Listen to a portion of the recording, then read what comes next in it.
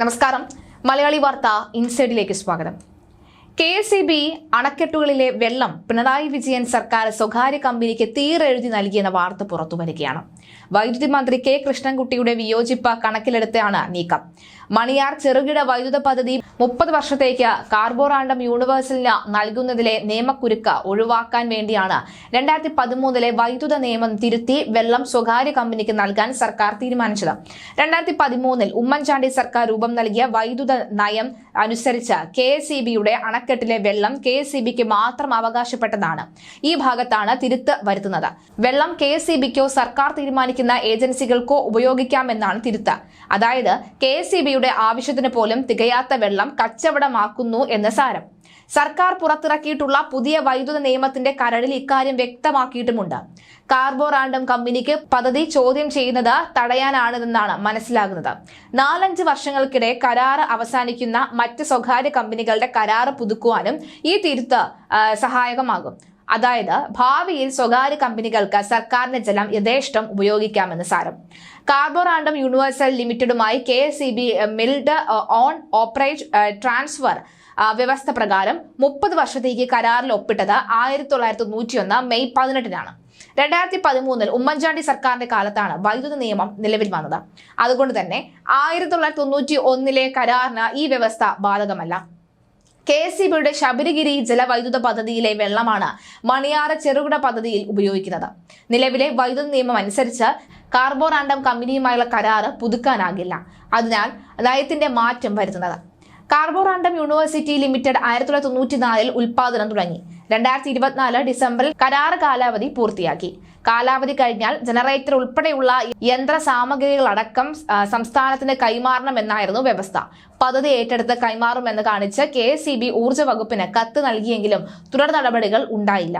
സ്വകാര്യ കമ്പനിക്ക് കരാർ നീട്ടിക്കൊടുക്കാൻ സർക്കാർ തീരുമാനിക്കുകയും ചെയ്തു. എന്നാൽ ഇപ്പോഴും കരാറ് പുതുക്കിയിട്ടുമില്ല. മുഖ്യമന്ത്രി പിണറായി വിജയന്റെ ഭരണം അവസാനിക്കാൻ 1 വർഷം മാത്രം ബാക്കി നിൽക്കെ ലാവ്ലിൻ കരാറിന് ശേഷം മുഖ്യമന്ത്രി പിടികൂടുന്ന മറ്റൊരു ബൂമറാങ്ങായി മണിയാർ ജലവൈദ്യുത കരാർ മാറുകയാണ്. ലാവ്ലിന് സമാനമായ അഴിമതിയാണ് മണിയാറിലും നടന്നിരിക്കുന്നത് എന്ന് ആക്ഷേപവുമുണ്ട്. കരാർ നീട്ടാനുള്ള നടപടിക്കെതിരെ രംഗത്തെത്തിയ വൈദ്യുത മന്ത്രി കെ കൃഷ്ണൻകുട്ടിയെ മുഖ്യമന്ത്രി വിരട്ടിവിട്ടു എന്നാണ് കേൾക്കുന്നത്. തനിക്ക് ഇതിനോട് വിയോജിപ്പുണ്ടെന്നും ബാക്കിയെല്ലാം മുഖ്യമന്ത്രി തീരുമാനിക്കുമെന്നുമാണ് മന്ത്രി കെ കൃഷ്ണൻകുട്ടി പറഞ്ഞത്. കേരളത്തെ പിടിച്ചുകുലുക്കിയ പാം ഓയിൽ ഇടപാടിൽ ഉൾപ്പെടെ ഇത്തരത്തിൽ മന്ത്രിസഭയിൽ തന്നെ ഭിന്ന അഭിപ്രായം ഉയർന്നിരുന്നു.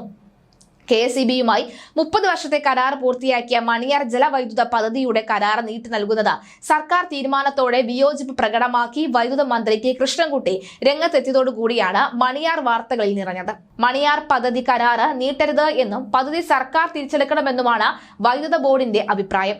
ഈ കാര്യത്തിൽ KSEB നിലപാട് അറിയിച്ചതാണ് എന്നും കെ കൃഷ്ണൻകുട്ടി പറഞ്ഞതോടുകൂടി കേരളം ഒന്ന് ഞെട്ടി. ഇതിന് പിന്നിൽ വ്യവസായ വകുപ്പാണ് എന്ന് വൈദ്യുത മന്ത്രിയുടെ ആക്ഷേപവുമുണ്ട്. വ്യവസായം പ്രോത്സാഹിപ്പിക്കാൻ കരാർ തുടരണമെന്നാണ് വ്യവസായ വകുപ്പ് പറയുന്നത് എന്ന് മന്ത്രി കൃഷ്ണൻകുട്ടി പറയുന്നതിൽ ഒരു ദുഷ്ടലാക്കുമുണ്ട്. 30 വർഷത്തേക്കാണ് മണിയാർ പദ്ധതി കാർബോറാണ്ടം ഗ്രൂപ്പിന് നൽകിയിരിക്കുന്നത്. BOT അടിസ്ഥാനത്തിലുള്ള കരാർ കാലാവധി ഡിസംബറിൽ അവസാനിക്കാനിരിക്കെയാണ് കരാർ നീട്ടുന്നതുമായി ബന്ധപ്പെട്ട ഭിന്നത പുറത്തുവരുന്നത്. സ്വകാര്യ കമ്പനികളുടെ ദല്ലാളായി മുഖ്യമന്ത്രി മാറിയിരിക്കുന്നു എന്നതിന്റെ ഏറ്റവും പുതിയ ഉദാഹരണമാണ് മണിയാർ ഡാം കരാർ സ്വകാര്യ കമ്പനിക്ക് പുതുക്കി നൽകാനുള്ള തീരുമാനമെന്ന് പ്രതിപക്ഷം പറയുന്നു. വൈദ്യുത ബോർഡിന്റെ എതിർപ്പ് പോലും മറികടന്നുള്ള തീരുമാനത്തിന് പിന്നിൽ വ്യവസായ മന്ത്രിയും വൈദ്യുത മന്ത്രിയും കൂട്ടുത്തരവാദികളാണ്. വൈദ്യുത ബോർഡിന് പ്രതിവർഷം 18 കോടിയിലധികം രൂപയുടെ നഷ്ടം വരുത്തുന്ന തീരുമാനത്തിന് പിന്നിൽ കോടികളുടെ അഴിമതി നടന്നതായി ആക്ഷേപമുണ്ട്. മണിയാറിൽ 12 മെഗാവാൾട്ട് വൈദ്യുതി ഉൽപ്പാദിപ്പിക്കുന്ന പദ്ധതിക്കായി 1991 മെയ് 18-നാണ് KSEB കാർബോറാണ്ടം യൂണിവേഴ്സൽ ലിമിറ്റഡുമായി BOT പ്രകാരം 30 വർഷത്തേക്ക് കരാറിൽ ഒപ്പിട്ടത്. 1994 ഉൽപാദനവും തുടങ്ങിയിരുന്നു.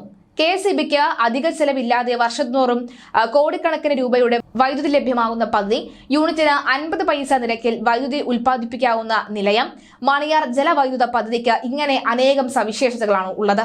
എന്നാൽ ഇവയൊന്നും കണക്കിലെടുക്കാതെ പദ്ധതി സ്വകാര്യ കമ്പനികളുടെ നിയന്ത്രണത്തിൽ നിലനിർത്താൻ നീക്കം നടക്കുകയാണ് സർക്കാർ. അതും KSEBയുടെ എതിർപ്പ് അവഗണിച്ചുകൊണ്ട്. കരാർ 25 വർഷത്തേക്ക് നീട്ടുന്നത് സംബന്ധിച്ച ഫയലിൽ കാർബോറാണ്ടം യൂണിവേഴ്സൽ കമ്പനിക്ക് അനുകൂല തീരുമാനം എടുത്തതായാണ് സൂചന. സ്വന്തം ചെലവിൽ ജലവൈദ്യുത പദ്ധതി നിർമ്മിച്ച് കൈവശം വെച്ച് പ്രവർത്തിച്ചു കൈമാറുന്ന വ്യവസ്ഥയാണ് BOT. 1994 ഡിസംബറിൽ കമ്മീഷൻ ചെയ്ത പദ്ധതി സംബന്ധിച്ച കരാറ് ഈ ഡിസംബറിൽ അവസാനിക്കുന്ന സാഹചര്യത്തിൽ KSEBക്ക് പദ്ധതി പൂർണ്ണമായും കൈമാറണം. എന്നാൽ ഇതിന് കമ്പനി സന്നദ്ധമല്ല. പ്രളയകാലത്ത് നാശനഷ്ടമുണ്ടായി എന്നതടക്കമുള്ള കാരണങ്ങൾ ചൂണ്ടിക്കാട്ടി കാലാവധി നീട്ടി ചോദിക്കുകയാണ് കമ്പനി. പദ്ധതി കൈമാറിയാൽ അടുത്ത 10 വർഷം കൊണ്ട് 140 കോടി രൂപയുടെ പ്രയോജനം ഉപഭോക്താക്കൾക്ക് കൈമാറാനാകുമെന്ന് KSEB സർക്കാരിനെ അറിയിച്ചിരുന്നു. പദ്ധതി കൈവിട്ടു പോയാൽ വൈദ്യുത ബോർഡിന് പ്രതിവർഷം ഏകദേശം 18 കോടി രൂപയുടെ നഷ്ടവും ഉണ്ടാകും. വ്യവസായത്തെ പ്രോത്സാഹിപ്പിക്കുന്ന സമീപനമെന്ന നിലയ്ക്കാണ് കരാർ നീട്ടാനുള്ള സർക്കാരിന്റെ ഈ നീക്കം. കരാർ ലംഘനത്തിന്റെ പേരിൽ 2022 കാർബോറാണ്ടം കമ്പനിക്ക് KSEB നോട്ടീസ് നൽകിയിരുന്നു.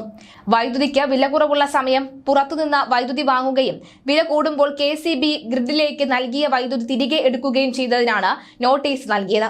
ഇടുക്കി ജില്ലയിലുള്ള പള്ളിവാസൽ, ചെങ്കുളം, പന്നിയാർ ജലവൈദ്യുത പദ്ധതികളുടെ പുനരുദ്ധാരണത്തിന് കനേഡിയൻ കമ്പനിയായ SNC ലാവ്ലിനുമായി ഒപ്പിട്ട കരാറുകളിലായി ബന്ധപ്പെട്ട വ്യവസ്ഥ ലംഘനങ്ങളാണ് ലാവ്ലിൻ കേസിന് അടിസ്ഥാനം. കരാർ ലാവ്ലിൻ കമ്പനിക്ക് നൽകുന്നതിന് പ്രത്യേക താൽപര്യം കാണിക്കുക വഴി സംസ്ഥാനത്തിന് 374 കോടി രൂപയുടെ നഷ്ടം സംഭവിച്ചിട്ടുണ്ടായിരിക്കാമെന്നാണ് ലാവ്ലിൻ കേസിലെ പ്രധാന ആരോപണം. ഇതേ താൽപര്യമാണ് മണിയാറിലും പിണറായി കാണിക്കുന്നത്.